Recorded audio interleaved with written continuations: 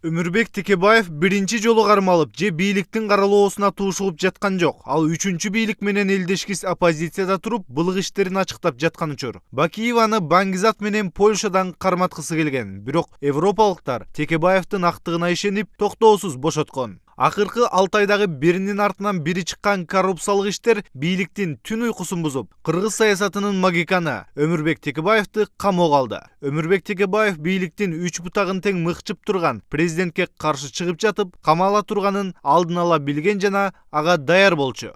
Я вчера сходил в парикмахерскую, сделал короткую прическу на 2 месяца. Видите? Хожу в спортивной одежде, чтобы там было удобно. Да? Я всегда был готов. И при Бакиеве, при Акаеве не было таких опасностей, при Бакиеве. Просто я вам не скажу, кто как вел себя в камере для допроса. Придет время, мы и об этом расскажем. Так, кто плакал, кто просил, умолял у следователей в подвале ГКНБ. Текебаев эгемендүү Кыргызстандын негиздөөчүлөрүнүн бири. Ал 2005-жылы өлкөдө мыйзамдуу бийлик жок болуп турганда Акаевди арыз жаздыртып, кийинки бийликти мыйзамдаштырып берген. 2010-жылы кайрадан революция болуп, өлкө мыйзам талаасынан чыгып кеткенде, караңгыда жол таап бийликти мыйзамдаштырып, жаңы конституцияны жазган. 6 жолку депутат, мурдагы спикер бүгүн бийлик менен келишип алып, унчукпай отура берүүдөн көрө чындыкты айтып, камалып чыкканы тарых үчүн маанилүү. Бул тарых, ушундай тарых. Ал жакшы тарых эмес. Бул элдин бийликке болгон, системага болгон ишеничин жоготот. Антип жакшы өзүм үчүн жакшы жыйынтыкка келгенден көрө менин түрмөгө отурганым оң. Анткени бул башка тарых. Бул элдик менен пастыктын тарыхы. Бул мартык менен былжырбайлыктын тарыхы.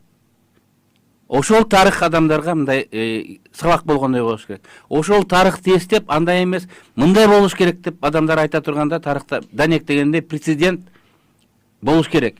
Мен өзүмдүн эмем үчүн жарашып алгандан көрө бул таймаштын курмандыгы болсом эффект тарыхый, бул кармаштын тарыхый мааниси көбүрөөк жана чоңураак болот.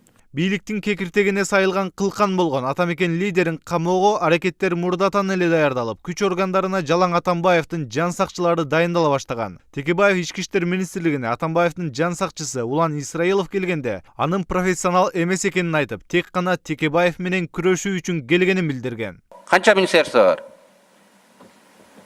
Канча? Жок. Колунан жетелеп иштетесизби? Сооронбай Шарипович. Анан ары министр болуп келип калсаңыз, кризисте деди. Кризистин негизги 3 себебин айтып бериңизчи. Атамбаев кризис болуп атат деп 3 себебин айтыңыз. Тапшырма берип жөнөтсө керек ошол үчөөнүн чечесин деп. Үчөөнүн айтыңыз. Биринчиси Текебаевди камайсың деп жөнөтүп атат. Билбейсиң. Өмүрбек Текебаевди жана Атамекен партиясын камоо жолу менен коркутуу сындыруу мүмкүн эмес. Партия жана анын лидери мындай күндүн далайын көргөн. Уяты жоктор, эми ушул жала менен дагы бир нерсе кылам деп атасыңарбы? Мына бардыгы жала болуп атпайбы? Жетишет да, мындай акыл эс керек да. Белиңизге шерменде болдуңар. Шерменде болдуңар. Жанагы жер, мунагы лицензия, мунагы кылмыш иши шерменде. Атамекен партиясы кайта ушундайда тирилет. Тарыхты билбейт экен бийликтегилер. Атамекен партиясы түгөнгөн сайын түтөгөн сайын күчөгөн партия. Өмүрбек Текебаевга акыркы 6 айда ар түрдүү айыптоолор, күнөөлөр коюлуп келет. Бирок анын бири дагы далилденген жок. Эми болсо россиялык кышылуун бизнесмендин ооз эки берген көрсөтмөсүнүн негизинде УКМК террористти кармаганда камакка алды. Өмүрбек Текебаев болсо бийлик аны камакка алышы мүмкүн экендигин, эгерде камакка алса, Алмазбек Атамбаев бийликтен кеткен соң элдин кол чабууларынын астында эркиндикке чыгаарын билдирген. Марат Төлөмүш уулу, Ринат Элеманов, Сентябрь.